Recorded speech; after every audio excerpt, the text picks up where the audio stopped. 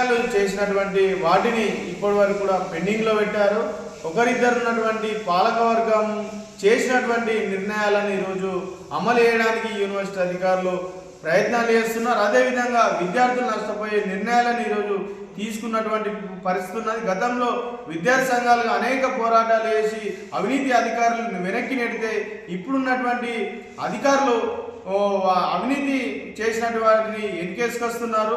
వారి నుంచి డబ్బులు కూడా రికవరీ చేయడంలో జాప్యం చేస్తున్నారు. ఇప్పటి వరకు కూడా ఒక్క రూపాయి కూడా రికవరీ చేయనటువంటి పరిస్థితి. అదేవిధంగా గతంలో అడ్మినిస్ట్రేషన్ పోస్టులో ఎవరైతే ఉన్నారో వారినే ఇప్పటి వరకు కూడా కొనసాగిస్తున్నారు. ఏదైతే అనేక యూనివర్సిటీలను కేసీఆర్ ప్రభుత్వం భ్రష్టు పట్టించింది, అదే కోవల ఈరోజు బీఆర్ఎస్ ప్రభుత్వానికి అదేవిధంగా కాంగ్రెస్ ప్రభుత్వానికి ఎటువంటి తేడా లేకుండా ఈరోజు నడుస్తున్నటువంటి పరిస్థితి ఉన్నది. విద్యా వ్యతిరేక విధానాలను ఈరోజు యూనివర్సిటీలో తీసుకొస్తున్నటువంటి పరిస్థితి ఉన్నది.